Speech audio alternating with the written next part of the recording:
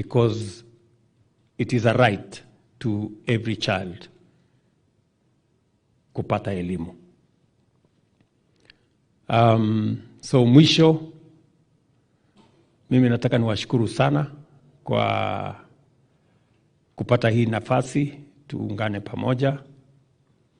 Nataka niwaombe kama Wakenya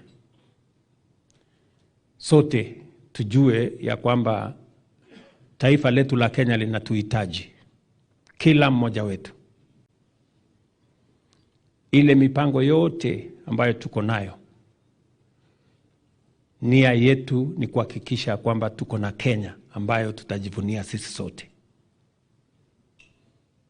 Mumesema vizuri, tuko na changamoto ya vijana wengi wanahangaishwa na madawa ya kulevya na ulevi na mambo kama hayo. Kati ya matatizo ya hawa vijana ni wengi wao hawana ajira. So we need to sort out the unemployment problem in Kenya. We have too many young people in millions out of school, out of college, out of universities,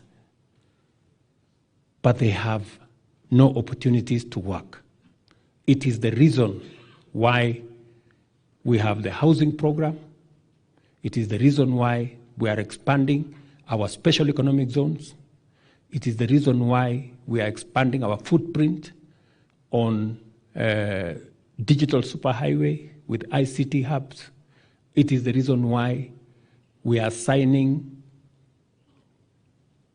bilateral labor agreements with many countries, including UAE, my brother is here, and many other countries, so that we can create opportunities for young people in Kenya to work. Vilevile, kama watu ambao tunaamini Mungu, we should make sure that we leave nobody behind. It is the reason why we have the universal health coverage. Tumepitisha sheria 4 mpya ambayo itasimamia mambo ya matibabu katika taifa letu la Kenya. Tutahakikisha kwamba kuna insurance for those who cannot afford, the government will pay for them. For those who cannot afford, bei ya juu, bei yao itapunguzwa, na wale kama sisi ambao tuko na uwezo tutalipa kiwango ambayo inatoshana na mapato na income zetu, so that we can help carry the country together. Mimi tu nataka niwapatie hakikisho ya kwamba nchi ya Kenya itazidi kuwa ni nchi ambayo inaabudu Mungu. Dini zetu zote tutaungana kama ndugu na dada, tukiwa sote tunaamini Mungu. So we are going to be working together in that manner. Nataka niwaulize viongozi hawa wenzangu,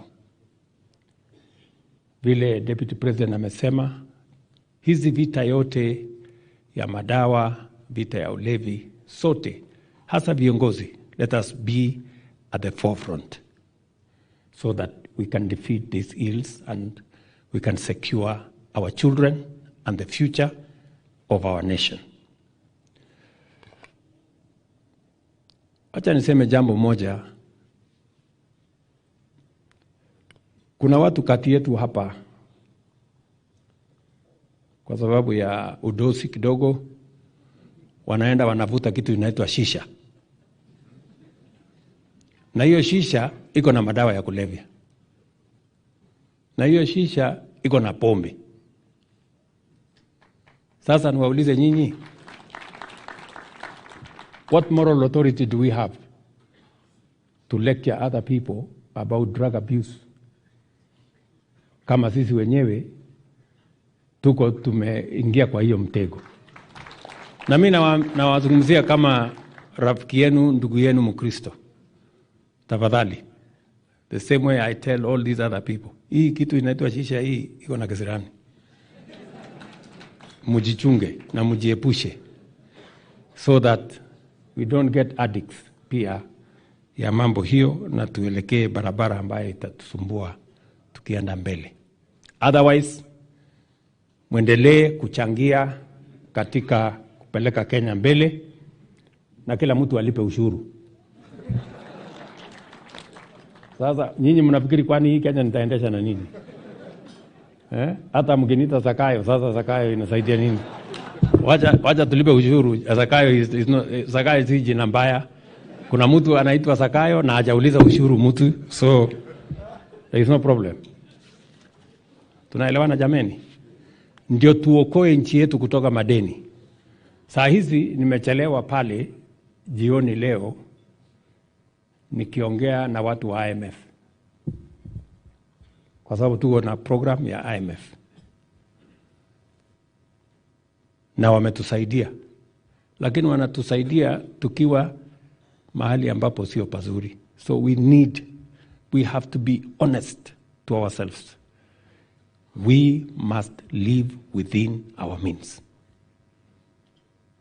Tayari nimeambia bunge ile 4.2 trillion ambaye tulikuwa tumetengeneza budget lazima tuanze kupunguza kwanza, ikuje 3.7, because we must live within our means. Number 2, tarehe 15, 16, 17 tunaketi chini kama taifa la Kenya kuongea mambo ya wage bill. Tunakusanya 2.2 trillion. 1.1 trillion tunalipa mshahara. Bado hatujalipa deni. Bado hatujalipa operation and maintenance. Bado hatujatuma pesa kwa county. So tunakopa pesa every year, tunakopa 500 billion, 600 billion. Si hii nchi tutaingiza kwa mtaro? So hii kukopa lazima tukomeshe. Kwa sababu inasemekana mwenye kukopa ni slave ya ule mwenye anakopesha. Sasa tutaki kuwa watumwa ya mtu. So we have to be firm. Na mimi nitanzidi tu kuambia ukweli mpaka turekebishe hii nchi. Mimi kwa mapenzi ya Mungu nimechaguliwa rais. Na sichaguliwa rais nijaze nafasi ya rais ama nipate mshahara ya rais. Hapana. Nimechaguliwa kubadilisha hii Kenya na kutoa maneno ya hii madeni tupeleke Kenya mahali pazuri. That's my commitment to you. So nirudie nimalizie pale nilianza. Endelea kuombea taifa letu la Kenya. Asanteni sana. Mungu awabariki. Haya, tumpongeze rais mara nyingine. Asante sana Mheshimiwa Rais. Na kama tukibaki tulivyosimama, sasa niruhusu Mheshimiwa Rais ni mwalike Ambassador Mohamed Mahaj atufungie